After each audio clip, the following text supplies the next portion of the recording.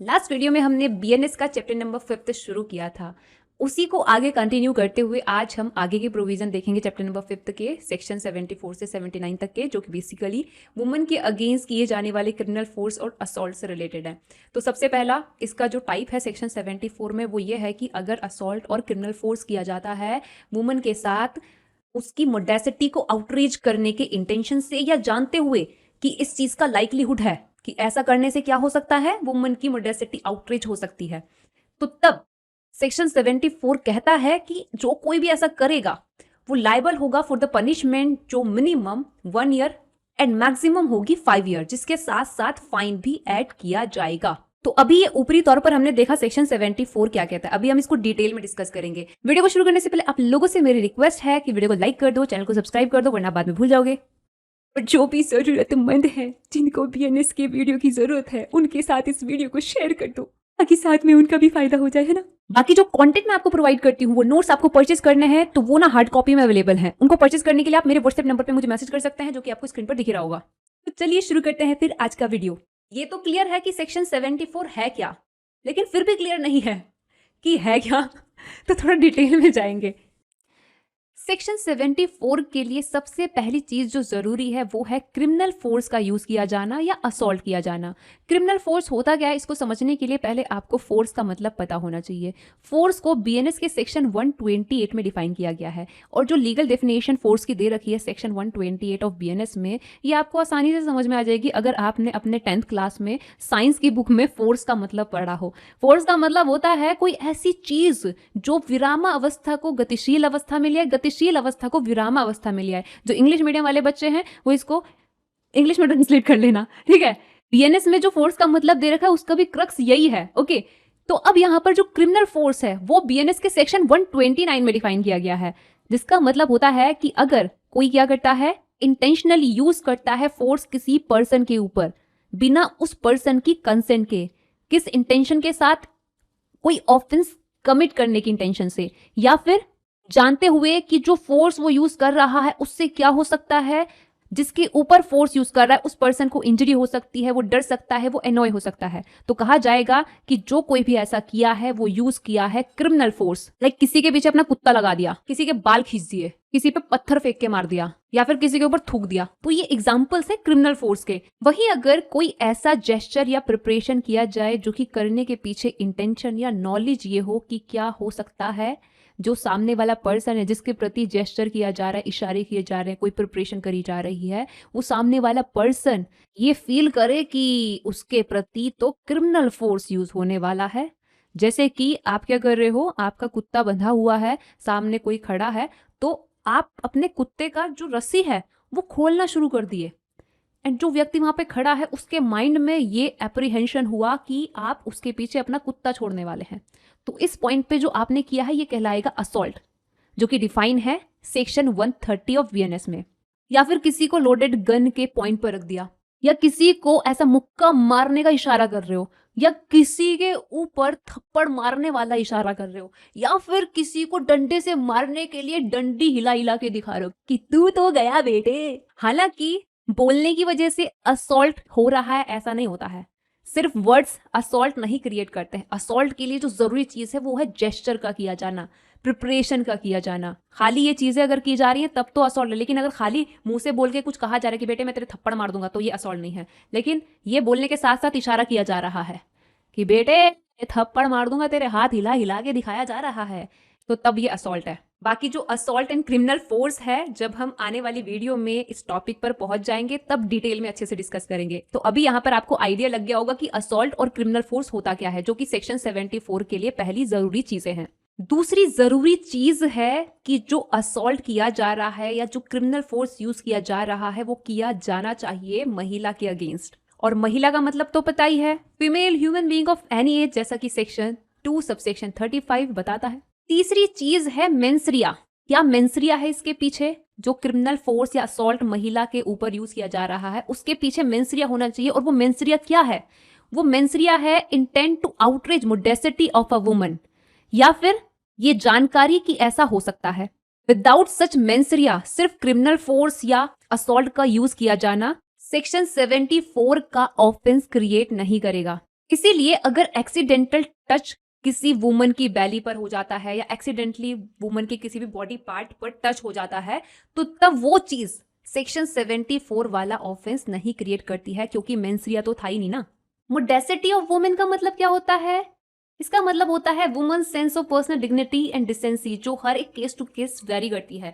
यानी कि हमारी खुद की अपनी पर्सनल डिग्निटी, हमारी खुद की पर्सनल डिसेंसी, हमारी विनम्रता, हमारी शालीनता, हमारी लज्जा, जो कि हमारे फेमाइन कैरेक्टर से अटैच्ड होती है। बीइंग अ फीमेल, ये चीज हमें ईश्वर प्रदत्त है। इसीलिए जैसे कि एक महिला जो दुपट्टा ओढ़ती है, वो दुपट्टा ही अगर आप खींच दो फिर तो वही सीन है, तू तो गया बेटे।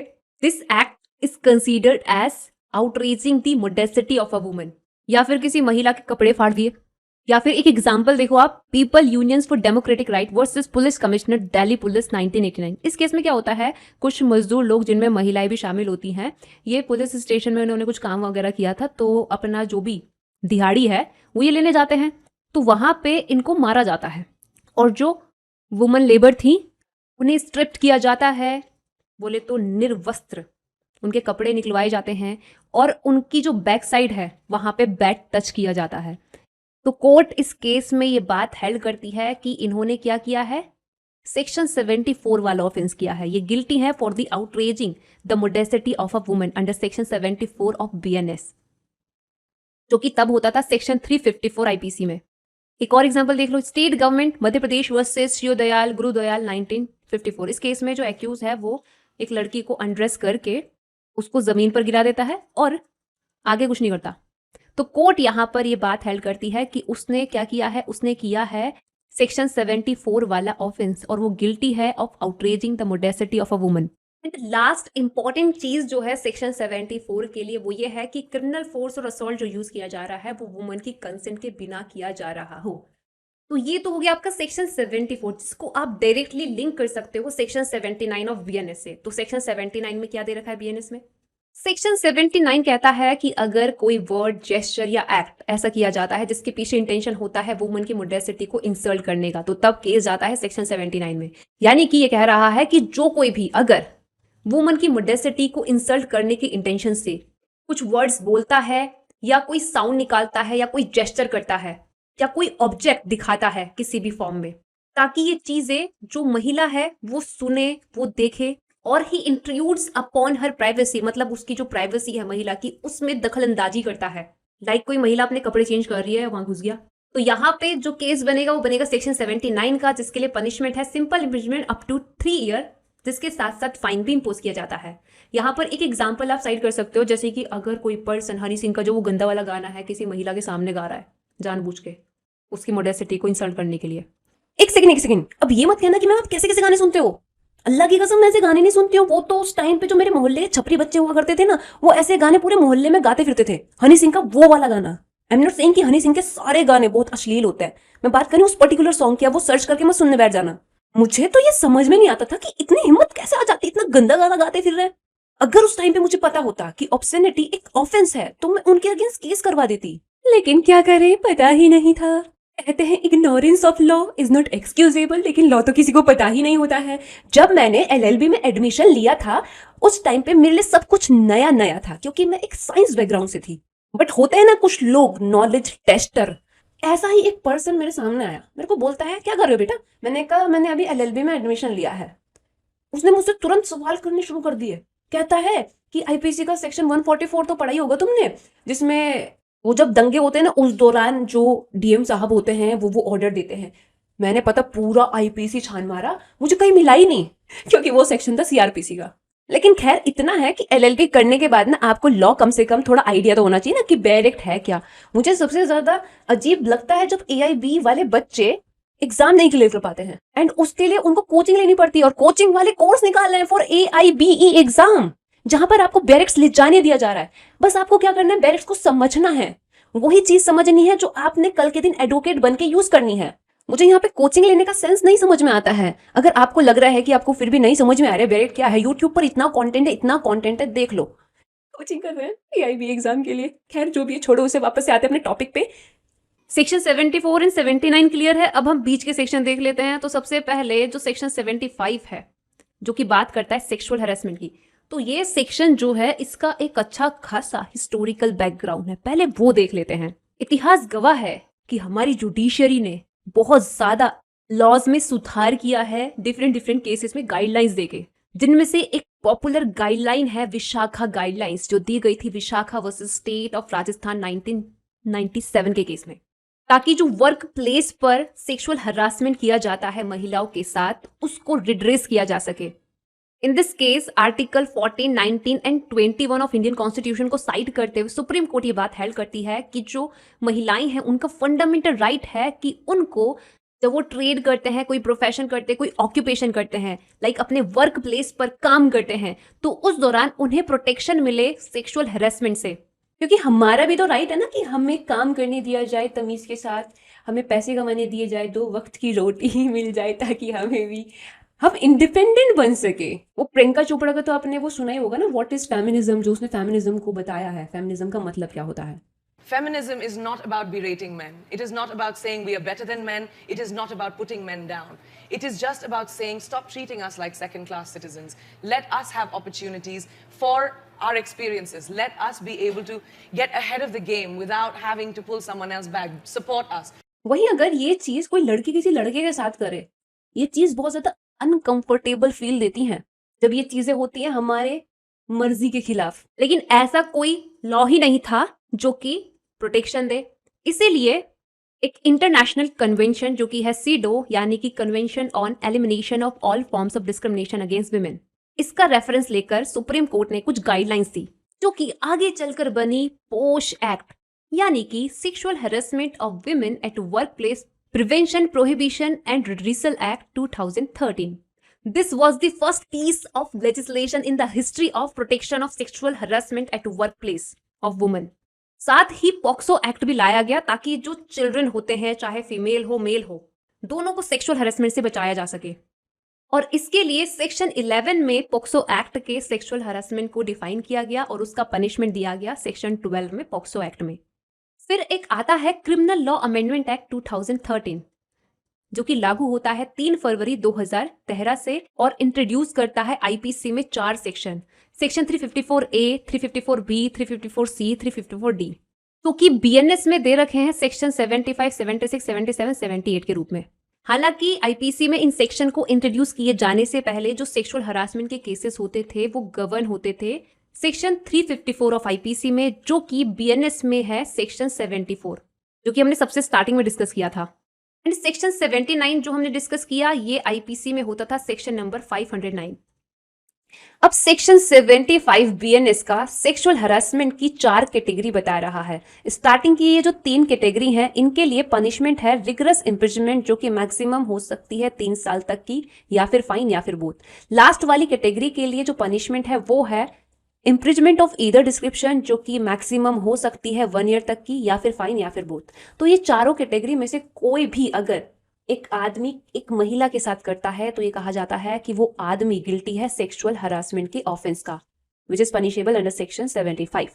तो ये है क्या कैटेगरीज? तो सबसे पहले कैटेगरी जो है वो ये कहती है physical contact and advances involving unwelcome and explicit sexual overtures, like physically कोई कॉन्टैक्ट करना महिला को, लाइक टच करना या उसकी तरफ बढ़ना इस तरीके से जिससे कि undesirable, unwelcome and explicit sexual Overture show हो रहा है। बोले तो डायरेक्ट एक्सप्रेस हो रहा है, क्लियर इंडिकेशन हो रहा है कि जो एक्ट किया जा रहा है वो किया जा रहा है सेक्सुअल इंटरेस्ट और डिजायर को सेटिस्फाई करने के इंटेंशन से। लाइक किसी लड़की को एक आदमी डायरेक्टली बोलता है कि वो उसके साथ सोना चाहता है, या कोई आदमी किसी लड़की को इस तरीके से टच करता है जिससे क्लियरली सजेस्ट हो रहा है उसका सेक्सुअल इंटेंट। तो जैसा कि यहाँ पे लिखा है अनवेलकम, अनवेलकम का मतलब यहाँ पर यह है कि against the will, without the desire of the woman. Secondly, demand और request for sexual favour. For example, एक लड़की किसी लड़के से कुछ काम करवाने के लिए बोलती है, बट वो बोलता है ठीक है मैं तुम्हारा ये काम कर दूंगा, बट इसके बदले में ना तुम्हें तो मेरे साथ सोना पड़ेगा या मुझे किस देनी पड़ेगी। This types of thing also sexual harassment. Nextly, अगर वुमन की मर्जी के खिलाफ उसको प्रोनोग्राफी दिखाई जाती है। एंड लास्टली, कोई सेक्सुअली कलर रिमार्क किए जाते हैं किसी वुमन के प्रति, लाइक जैसे कि मिडिल फिंगर शो करी जा रही है, गंदी गंदी इशारे किए जा रहे हैं, और कुछ सेक्सुअली कलर रिमार्क की एग्जाम्पल यहाँ पर मेंशन भी है, इनको एक बार आप पढ़ लेना।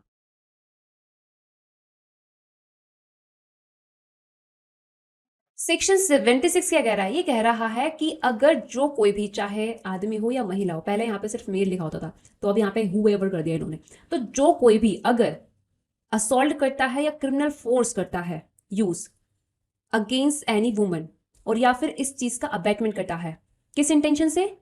उस महिला को डिस्टॉर्ब करने की इंटेंशन से, अनड्रेस करने की इंटेंशन से, या फिर उसको अनड्रेस होने के लिए कंपेल करने की इंटेंशन से, तो तब यहां पर उसको पनिशमेंट मिलेगी मिनिमम 3 साल प्लस फाइन एंड मैक्सिमम 7 साल प्लस फाइन। सेक्शन 77 वॉयरिज्म को डिफाइन करता है और इसकी हेडिंग पूछी जाती है एग्जाम में, और इसकी पनिशमेंट पूछी जाती है, और इसके एग्जाम्पल देकर पूछ लेते हैं। तो यहां पर है क्या चीज? यहां पर चीज यह है कि अगर कोई महिला कोई प्राइवेट एक्ट कर रही है, ऐसी परिस्थितियों में जहां पर उसकी एक्सपेक्टेशन यह है कि उसको कोई भी नहीं देख रहा है, ठीक है, तो अगर कोई क्या करे, उसको देखे, या फिर उसकी इमेजेस वगैरह कैप्चर कर रहा है, फोटो वगैरह ले रहा है, या फिर उसकी जो ऐसी इमेजेस हैं जिनमें वो प्राइवेट एक्ट में इन्वॉल्व है, लाइक नहाते हुए, कपड़े चेंज करते हुए, जो इमेजेस कैप्चर करी गई हैं, उन इमेजेस को अगर जो कोई भी डिससेमिनेट करता है, ऐसा हो सकता है कई बार कि जो इस तरह की इमेज है वो महिला की मर्जी से ली गई हो, लेकिन बिना मर्जी के उसको वो डिससेमिनेट कर रहा है, सर्कुलेट कर रहा है, तो तब भी ये चीज वॉयरिज्म है। तो जो कोई भी वॉयरिज्म करता है उसको उसके फर्स्ट कन्विक्शन पे मिलेगी रिगरस और सिंपल इम्प्रिजनमेंट, जो कम से कम 1 साल की होगी और मैक्सिमम 3 साल की होगी प्लस फाइन। सेकेंड और सब्सिक्वेंट कन्विक्शन पे उसको मिलेगी मिनिमम 3 साल की सजा, जो कि मैक्सिमम एक्सटेंडेबल होगी 7 साल तक प्लस फाइन।